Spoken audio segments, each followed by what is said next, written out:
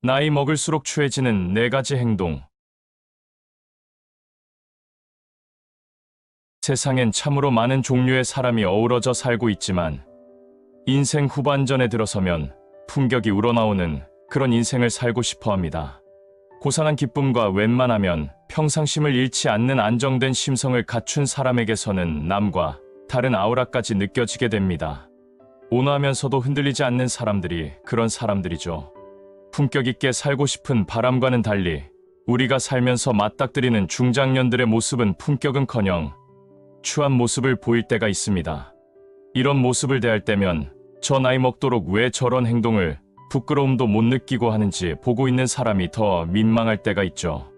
하지만 남 행동에 눈살을 찌푸리기 전에 우리 자신조차도 느끼지 못하는 사이 우리도 추하게 행동하고 있지는 않은지 먼저 챙겨볼 일입니다. 그래서 오늘은 나이값 못하는 추한 사람 되는 네 가지 행동에 대해서 이야기를 나눠보고자 합니다. 첫 번째, 남을 팔아서 자신을 돋보이려는 사람. 허풍치는 사람의 특징은 말 그대로 뭐든지 대단하고 훌륭하고 거창하게 말을 한다는 겁니다. 이야기를 재밌게 맛깔나게 하는 것과 허풍치고 거짓말하는 것과는 천지 차이입니다. 남을 팔아서 자신을 돋보이려는 사람은 일단 그 황당함과 허무맹랑함에 들어줄 수조차 없습니다. 그걸 듣고 있느라면 같이 바보가 되는 느낌이 들죠. 자기가 진행 중인 사업의 규모는 어마어마하고 오고 가는 돈 액수도 그냥 입이 딱 벌어질 정도라며 휘황찬란한 과거와 인맥을 자랑합니다. 어려운 일 있으면 부탁하라며 무엇이든지 해결해 줄 수 있다고 말이죠. 그런데 듣고 있을수록 궁금해집니다. 지금까지 불가능이 없었을 정도로 그 멋진 경력과 능력, 자금력과 인맥, 그리고 풍부한 혁신적인 아이디어까지 있었으면서 왜 아직 아무것도 된 것이 없이 그 꼴로 사는지 말입니다. 한두 번 속아주는 셈치고 재미삼아 이야기를 들어줬던 사람들도 이내 고개를 돌리게 됩니다. 정도의 차이는 있지만 허풍의 속성은 하나입니다. 자기 콘텐츠가 부족하니까 남의 얘기와 주위 사람을 팔아서 자기의 가치를 더 높이려는 속셈인 겁니다. 남편 자랑, 자식 자랑, 사위 자랑, 며느리 자랑도 마찬가지입니다. 정말로 그렇게 잘 나가는지도 의문스럽지만 또 잘 나간들 자기 인생에 대해서는 말 한마디 할 것도 없으면서 그 잘 나간다는 사람들의 등에 엎여서 함께 높여 보이려는 얕은 심사가 너무도 뻔해 보이고 가엾기까지 합니다. 두 번째, 편견과 선입견으로 세상을 대하는 사람. 선입견의 사전적 의미는 어떤 특정 대상에 대해서 실제 겪어보지도 않고 갖게 되는 주관적 가치 판단이라 합니다. 즉, 겪어보지도 않고 사람을 판단하거나 한 사건에 대해서도 진실을 알려고 하기 전에 자신의 주관적인 판단으로 예단을 내려버린다는 거죠. 이렇게 선입견이 합리화되고 고정되면 편견으로 굳어져 버립니다. 편견은 어떤 사물이나 현상에 대해서 적합하지 않은 의견이나 견해를 가진 태도를 말합니다. 우리가 갖고 있는 편견의 대부분은 객관적 근거에서 생긴 것이 아니라 선입견에서 생겨난 것이라고 합니다. 편견과 선입견을 강하게 갖고 있는 사람의 특징은 논리적이지 않고 감정적이며 부정적이고 자기 주장이 강하다는 거죠. 다양한 현상들, 사회적 이슈들, 개개인의 가치관과 라이프 스타일에 대해 인과관계나 전후 사정에 대해 잘 알지도 못하면서 이 모든 것을 자신의 좁은 시각으로만 바라보고 판단을 하니까 자기 성에 차는 게 하나도 보이질 않습니다. 그래서 세상은 늘 마땅치 않고 몹쓸 것으로 가득 차 있습니다. 그래서 이런 분들은 불평, 불만을 입에 달고 살죠. 따지고 보면 나이가 들어간다는 장점 중에 하나가 이런저런 경험을 쭉 해봤으니 좁은 틀에 갇히지 않고 다른 사람들의 가치관에 대해서도 열린 마음을 가질 수 있다는 것인데, 안타깝지만 역으로 나이 들수록 자신의 세계에 갇히는 분들이 많이 있습니다. 나이가 들면서 다양한 세상사를 정치적인 좌우를 가리는 하나의 창문으로 바라보고 내 편이냐, 저쪽 편이냐, 편을 가르는 것으로 판단의 기준을 삼는 사람들이 상당히 많다는 것을 깨닫게 됩니다. 그래서 한 사람을 판단하고 그 사람의 말을 들을 때 정치적인 견해에 따른 좌우를 기준으로 삼기보다는 인격과 사람됨을 기준으로 삼아야 합니다. 그러다 보면 정치적 견해가 달라도 서로 잘 지낼 수 있습니다. 정치적 견해가 달라도 그 사람은 좋은 사람이기 때문이죠. 그래서 편견을 갖고 세상을 하나의 창문으로만 내다보면 안 될 일입니다. 세 번째, 남을 깎아내리고 자신을 높이려는 사람. 남을 깎아내리는 습관이 있는 사람은 자존감이 낮은 사람이고 또 주위에 부정적인 영향을 끼치는 사람입니다. 그래서 멀리해야 할 사람이죠. 낮은 자존감은 열등감에서 나오는 것이고 역설적이게도 열등감에 시달리는 사람들이 오히려 다른 사람을 열등한 존재로 몰기 위해서 아주 모진 짓을 합니다. 자신보다 약해 보이는 사람들을 그렇게 취급해 자신이 좀 더 나은 존재라는 것을 스스로에게 각인시키고 위로받으려는 자기 기만술이다라고 심리 전문가들은 말합니다. 하지만 자기는 속일지언정 남들까지는 속일 수 없죠. 남들 눈에는 그게 다 보이기 때문입니다. 자존감은 지위가 높고 낮음이나 가진 것이 많거나 적거나 가방 줄이 길고 짧은 것과는 전혀 상관없습니다. 자존감이 높은 사람은 다른 사람도 존중할 줄 압니다. 그리고 남을 높여주고 자신을 낮출 수 있는 아량도 갖고 있고 거기에다가 남을 높여주면 자기 자신도 덩달아 올라간다는 그 이치를 너무나 잘 알고 있습니다. 그래서 그 사람들은 상대방을 높여주기 위해서 늘 좋은 점, 장점만 보려고 하죠. 가끔 친구들과 재미나게 얘기하다가도 남을 깎아내리고 싶은 욕구를 느낄 때면 입 밖으로 그 험담을 내놓지 말고 잠깐 호흡을 가다듬으면서 자존감이 낮아지진 않았나 생각해보면 좋습니다. 네 번째, 잘난 척하고 오만한 사람. 사람은 다른 사람에게 주목받고 싶고 인정받고 싶은 욕구가 있습니다. 하지만 대개의 사람들은 그 욕구를 잘 통제하며 살아가죠. 그리고 진인사대 천명이라고 때를 기다리며 묵묵히 자신이 할 수 있는 최선을 다하며 지냅니다. 반드시 기회는 언젠가 온다는 확신과 자신을 믿고 말입니다. 기다리고 또 기다리죠. 하지만 나이 들어서까지 입만 열면 잘난 척을 하는 사람이 있습니다. 잘난 척하는 모습이 눈꼴 사납지만 그래도 관계가 있어서 받아줬더니 점점 더하는 짓이 가관입니다. 아나무인의 태도에 힘들어하는 사람이 곁에 있는데도 공감 능력 제로를 보여주면서 자랑질을 멈추지 못하죠. 이렇게 자기 자랑이 지나친 사람은 성격 장애를 갖고 있는 것이고 정신의학 치료를 받아도 쉽게 고쳐지지 않는다고 신경정신과 전문의가 말합니다. 사람들이 대표적으로 대인관계에서 제일 싫어하는 유형이 바로 잘난 척하는 사람이라고 합니다. 상대하기도 피곤하니 사람들이 멀어지고 결국 자기 자신은 왕따가 되어버립니다. 빈수레가 요란한 법입니다. 잘났다고 떠들고 다녀봐야 못난 놈 취급받기 딱 좋습니다. 자기 잘난 맛에 사는 게 인생이라지만 그건 집에 혼자 있을 때나 하는 생각이고 밖에 나올 땐 장롱 속 깊은 곳에 잘 보관해 두어야 하는 게 요즘 인생입니다. 일반적으로 사람은 본인이 행동하는 것을 본인이 잘 깨닫지 못합니다. 다만 우리가 살면서 주의해야 할 점은 기분이 태도가 되지 않도록 해야 할 일이겠습니다. 자기 기분 나쁘다고 그걸 다 겉으로 드러내선 안 될 일이죠.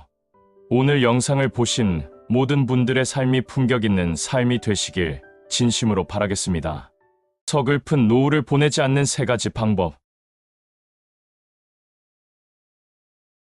나이가 들어가는 것은 우리 힘으로 어쩔 수 없지만 그래도 두려운 것은 더 늙은 후에, 더 나이 든 후에 인생 말년에 서럽게 살게 되지 않을까 하는 마음이 있어서일 겁니다. 밑도 끝도 없이 이런 생각으로 불안해하며 기운 빠져서 앉아 있으시는 것보다는 서럽게 살지 않도록 미리미리 준비해보는 것이 훨씬 현명한 대처일 수 있습니다. 그래서 오늘은 성공한 인생 선배들의 의견을 종합한 것 중 하나인 노후에 서글프게 살지 않는 3가지 방법에 대해서 나눠보고자 합니다. 첫 번째, 자식만이 나를 지켜주는 것은 아니라는 것입니다. 소설의 한 장면이 있습니다. 은퇴를 한 후 바깥 출입을 거의 하지 않은 채 은둔형 노인으로 살아가는 한 남자가 며칠째 깊은 걱정에 빠져 있습니다. 이렇게 혼자 살다가 갑자기 죽으면 해외에서 일하고 있는 아들이 돌아올 때까지 아무도 몰라서 아들이 문을 열고 들어왔을 때 부패한 시신의 추한 모습으로 아들을 맞이하면 어쩌나 하는 것이었습니다. 며칠을 고민한 끝에 결국 어느 날 그는 집 밖을 나서 대형 냉장고와 함께 사람 하나가 다 들어가고도 남을 크고 든든한 비닐봉투를 샀죠. 노인의 계획은 이랬습니다. 숨을 거두려는 마지막 순간 혼신의 힘을 다해서 비닐봉투 속으로 몸을 넣고 대형 냉장고 안으로 들어가 숨을 거두기로 마음을 먹은 겁니다. 사실 현실적으로 말도 되지 않는 계획이지만 고독사의 두려움이 어느 정도인지 심리의 한 단면을 보여주는 내용임에는 분명합니다. 부부가 한날 한시에 함께 떠나지 않는 한 둘 중 한 사람은 무조건 혼자 살게 됩니다. 자식만이 자신을 지켜주는 유일한 사람으로 여기고 의지하면 할수록 자식들은 힘겹고 본인은 서럽게 됩니다. 나이 들수록 동네 사람들과 어울리고 커뮤니티 속에 들어가 있어야 합니다. 이웃과의 교류는 정서적으로 좋을 뿐만 아니라 서로가 서로의 안부를 챙기고 묻는 네트워크 안에 있게 되니 소설의 주인공처럼 고독사에 대한 괜한 걱정 없이 살 수 있습니다. 더구나 자식만 바라보고 살지 않으니 서러울 일도 없습니다. 두 번째, 내 재산은 내가 지켜야 한다는 것입니다. 최근 법률사무소를 찾아오는 노인의 상당수는 상속세를 물지 않기 위해 수단과 방법을 가리지 않고 자식들에게 미리미리 재산을 넘기려는 분들이라고 합니다. 변칙적인 증여를 하기도 하고 또 해외에서 보험을 들어 수령인을 자식으로 지정하기도 합니다. 이런 분들의 대부분은 평생 돈은 잘 모았을지 몰라도 인생 말년에 이르러서까지도 자신을 위해 돈 쓰는 것을 아깝다고 여기면서 계속 모으고 불려나가는 것에만 관심을 두고 살고 있다는 거였습니다. 인생을 위해 돈이 있는 것이 아니라 돈을 위해 인생을 사는 분들입니다. 이렇게 자식들에게 미리미리 재산을 넘겨줬다가 재산을 돌려받고 싶다며 방법이 없겠냐고 찾아오는 분들도 꽤 많다고 합니다. 나이 들어 서글프지 않으려면 내 재산은 내가 지킨다는 결연한 마음으로 살아야 합니다. 그리고 돈 모으는 것도 중요하지만 모으고 불린 재산으로 좀 누리고 사는 것이 더 중요하죠. 세 번째, 절대로 아프지 않아야 한다는 것입니다. 20대 초반부터 담배를 입에 물고 살고 술도 엄청 마시면서 짧고 굵게 산다며 남자다운 척하고 살아간 사람들이 많습니다. 나중에 건강을 잃고 나서야 하는 말은 이렇게 한순간에 무너져 내릴 줄 전혀 몰랐다는 것이죠. 본인은 짧고 굵게 살아가려고 했지만 이대로라면 가족들을 생고생시키면서 아픈 몸으로 가늘고 길게 살아갈 것이 분명합니다. 평소에는 아무렇지도 않다가 감기 하나 걸려서 눕게 되면 건강했던 평소가 그리워지고 현실이 서러워지는 게 사람 마음입니다. 못된 생활 습관을 버리지 못하는 것을 무슨 깊은 인생 철학이라도 있는 것 마냥 굵고 짧게 산다고 핑계대는 것이 아니라 초라하고 서러운 노년을 살고 싶지 않다면 생활 습관부터 바로 뜯어고치고 정말 열심히 운동해야만 합니다. 모든 일에는 유종의 미를 거둬야 하듯이 인생 또한 결말이 좋아야 아름다운 법이라는 것을 잊지 말고 사셨으면 좋겠습니다. 영상을 보신 모든 분들이 인생 말년이 탄탄대로가 되시길 진심으로 바라겠습니다. 나이 먹어보니 이제야 후회되는 5가지. 인생의 반환점을 찍고 나면 살아오면서 겪었던 것들 중에서 헛되고 부질없는 것들이 참 많다는 생각이 듭니다. 쓸데없는 짓, 헛짓들을 참 많이 했다는 생각이 들죠. 이럴 때 참 허탈하기도 합니다. 그것에 쓴 자신의 에너지와 시간 그리고 돈도 썼을 수도 있겠습니다. 대신 좀 더 건설적인 것에 내 자신에게 그 에너지와 시간, 또 피 같은 돈을 쏟아부었다면 더 나았을 텐데 말입니다. 그렇게 생각하면서도 또 지금도 마냥 헛되고 부질없는 것들을 부여잡고 사는 사람들이 많이 있습니다. 그래서 오늘은 인생에서 가장 헛되고 부질없는 것들에 대해 이야기 나눠보려고 합니다. 나이 들고 깨달은 부질없는 행동 첫 번째는 벌어지지도 않은 일들을 가지고 걱정에 걱정을 하며 사는 것이었습니다. 우리가 걱정하는 것들의 90% 이상이 아예 일어나지도 않을 일에 대한 쓸데없는 걱정이라고 합니다. 애들이 어딜 간다고 하면 덜컥 차 사고부터 시작해서 온갖 나쁜 일만 떠올려 걱정하고 나쁜 애들과 어울릴까봐 또 걱정을 합니다. 무슨 일을 시작하려고 할 때도 꼭 안 돼서 망신당하고 또 쫄딱 망하면 어떡하냐는 걱정이 앞서니 추진력이 떨어지죠. 밑도 끝도 없는 이 불안증이 우리의 발목을 잡습니다.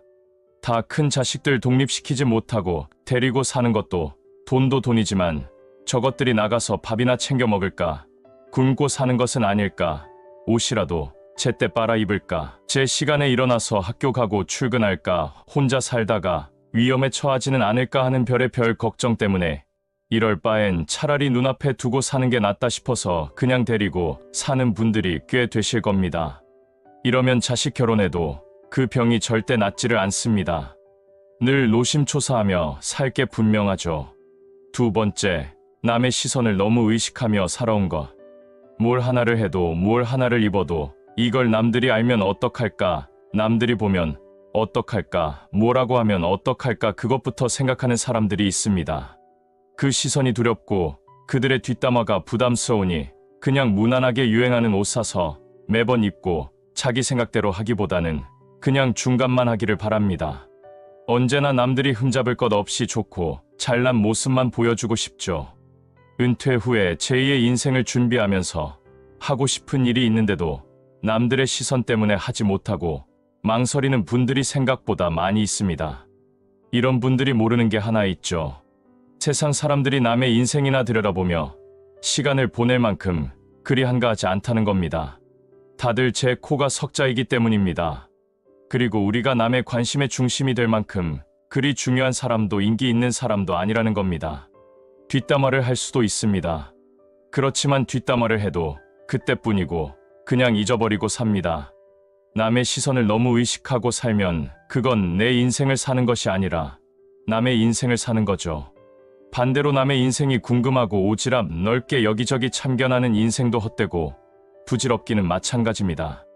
연예인 근황이 왜 그렇게 궁금해서 하루 몇 시간씩 들여다보는지 참 알다가도 모를 일입니다. 세 번째, 지나간 일을 후회하고 후회하며 사는 것. 모든 건 시간이 해결해 준다는 말이 있지만 지나간 시간을 붙잡고 후회만 하고 사는 경우가 허다합니다. 고등학교 때쯤 공부 좀 열심히 할 걸, 부모님이 공부하라 얘기할 때 좀 말 좀 들을 걸, 그때 그 남자하고 결혼했으면 어땠을까? 그때 그 친구가 동업하자고 했을 때 하지 않았으면 어땠을까? 그때 그 주식을 샀었어야 했는데, 이렇게 지난 과거만 생각하면 온통 후회할 일들 뿐이죠. 최악의 경우는 지나간 일들을 후회하면서 지금 하루하루를 술로 지새고 자책하며 괴로운 나날들을 보내다 못해 우울증에 걸려 무기력하게 살고 있는 겁니다. 이렇게 살다 보면 또 이 하루가 지나면 후회할 일들만 만들면서 살아가고 있는 거죠. 지난 일에 발목 잡혀 과거에서 빠져나오지 못하고 사신다면 하루빨리 털고 일어나야 합니다. 과거에 묶여 살아봤자 우울증 걸리는 것 외에는 남는 거 하나 없고 변하는 거 하나 없습니다. 네 번째, 무조건 참고 희생하며 사는 것. 엄마들이, 아내들이 무조건 참아내고 희생하며 살았던 것의 부질없음을 많이 이야기합니다. 물론 남편들도 은퇴할 시점에 들어서면 인생을 되돌아보며 가족을 위해 일만 하고 산 것에 후회하는 경우도 많습니다. 희생하고 살면 그걸 알아주고 고마워해야 하는데 사람 마음이 다 나같지 않아서 알아주기는커녕 원래 저렇게 희생하는 걸 좋아하나 보다, 그런 대우를 받아도 되는 사람인가 보다, 이렇게 생각하는 것이 세상 인심입니다. 그래서 아프면 아프다, 싫은 건 싫다, 불편하면 불편하다, 슬프면 슬프다, 부담스러우면 부담스럽다, 여유가 없으면 없다는 것을 자식에게, 배우자에게, 친구에게, 동료에게 표현하고 살아야 합니다. 구차하게 변명하는 것 같아서 그냥 구질구질하게 얘기를 하느니 차라리 그냥 들어주고 말지, 나 하나 참고 희생하면 되지, 이러고 살면 그냥 호구가 되고 말아버립니다. 착하게 대해주면 바보가 돼버리죠. 마지막 다섯 번째, 사랑하는 사람들에게 쓸데없이 자존심 세웠던 것. 연인이나 부부가 다툴 때 보면 정말로 중요한 것 때문에 싸우는 것이 아니라 자존심 때문에 싸우는 경우가 허다합니다. 자신을 상대가 이해해주지 못한다는 그 서운함 모두 자신의 잘못처럼 말하는 것에 대한 억울함이 뒤섞이면서 문제의 원인은 온데간데 없어지고 자존심 때문에 자신의 잘못이나 실수를 인정하지 못하고 그러다 보니 사과할 타이밍도 놓쳤고 사태를 되돌리기에는 너무 늦어버려 이판사판 끝까지 가보자는 심사로 한치의 물러섬도 없이 닥치고 공격 모드로 돌아서는 경우가 많습니다. 될 대로 되라는 식으로 이번 기회를 통해 자신을 우습게 보거나 업신여기는 상대방의 버릇을 고쳐보겠다. 자신이 화가 나면 얼마나 무서운 사람인지 한번 본때를 보여주겠다. 그래서 무릎 꿇게 하고 다시는 그런 소리 나오지 못하게 하겠다는 심사도 깔려 있습니다. 그냥 미안하다, 앞으로 잘한다고 했으면 끝날 일을 그 놈의 하찮은 자존심 때문에 사태를 키우고 밑도 끝도 없는 대치 상태로 몰고 갑니다. 귀가를 일부러 늦게 하고 안 마셔도 될 술을 마시고 밥을 일부러 차려주지 않고 또 차려준 밥을 먹지도 않고 일부러 외박까지도 하죠. 모두 자존심 때문이고 나에게 관심 좀 가져줘 하는 애처로움도 깔려 있습니다. 이런 대치 상태가 하염없이 길어지다 보면 서로 대화가 끊어지고 각방을 쓰게 되고 끝내는 정서적 이혼 상태로 빠져들기도 합니다. 한 집에 같이 살지만 이젠 서로에게 관심도 기대도 애정도 없는 그런 메마른 생활이 편하다고 생각하며 살게 됩니다. 가엾고 불쌍한 인생들입니다. 사랑하는 사람에게는 왜 그렇게 미안하다 사과하는 게 힘든지 모르겠습니다. 그 한마디만 하면 모든 게 눈 녹듯이 사그라들 텐데 말입니다. 사실 그거는 자존심을 세우는 것이 아니라 멍청한 짓을 하는 거죠. 지는 게 이기는 거라는 말이 옛날부터 내려온 이유가 있을 겁니다. 이렇듯 인생에서 가장 헛되고 부질없는 것들의 공통적인 속성은 우리들의 눈과 마음을 편협하게 만들고 극단적으로 이끌며 끝내는 아예 닫아버리게 만드는 것이 아닌가 싶습니다. 나이 들어가면서도 노력하지 않으면 점점 더 고집스럽고 편협해진다고 합니다. 그렇게 되면 우리는 헛되고 부질없는 것에 매달려 남은 인생 후반전마저 낭비하게 될 것이 뻔합니다. 오늘 영상을 보신 모든 분들은 인생에서 부질없는 것들에서 벗어나 남은 인생을 정말 중요한 것에만 매진하며 사시길 진심으로 바라겠습니다.